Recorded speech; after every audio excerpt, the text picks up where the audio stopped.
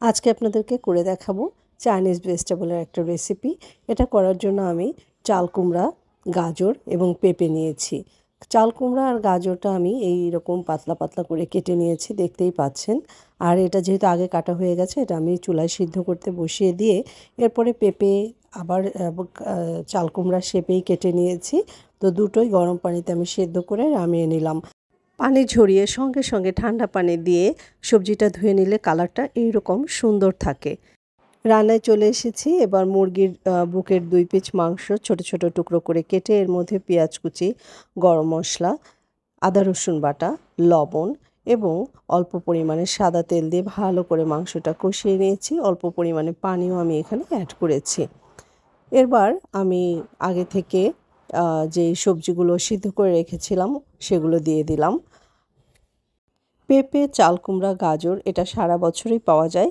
তো এই mixed vegetable রান্নার জন্য এই সবজিগুলো আমার খুবই পছন্দের।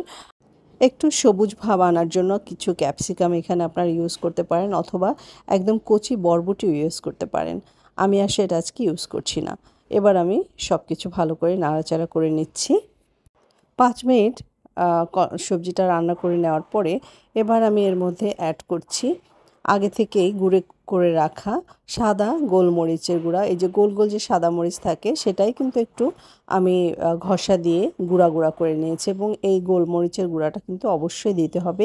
এতে করে যে পারফেক্ট একটা স্মেল পাওয়া যায় চাইনিজ ভেজিটেবলে, সেটাই পাবেন। কয়েকটা কাঁচামরিচ আমি অ্যাড করে এবার আবার ভালো করে নাড়াচাড়া করে নিচ্ছি। আমি আধা টেবিল চামচ চিনি এর মধ্যে অ্যাড করে একটু নাড়িয়ে নিলাম। এবার 3 টেবিল চামচ ময়দা এখানে নর্মাল পানির সঙ্গে গুলে আমি সবজিটার মধ্যে দিয়ে দিব। আপনারা চাইলে এখানে কর্নফ্লাওয়ার ইউজ করতে পারেন, এবং কর্নফ্লাওয়ারটা কিন্তু এইটার সঙ্গে খুব ভালো যায়। তবে ময়দা দিলে যেটা স্বাদ নষ্ট হয়ে যাবে তার কোনো কারণ নাই, এবং একই রকম স্বাদ থাকবে।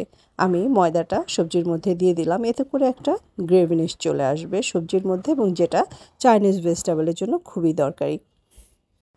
এই রান্নাটা খুব তাড়াতাড়ি হয়ে যায়, কারণ সবজিগুলো সিদ্ধ করা থাকে, এবং মাংসটা কিন্তু অবশ্যই ভালো করে মশলার মধ্যে কষিয়ে নেবেন। ব্যাস, লবণটা চেক করে নামিয়ে নিলেই হয়ে যাবে আপনাদের খুবই পছন্দের এবং আমারও পছন্দের চাইনিজ ভেজিটেবল।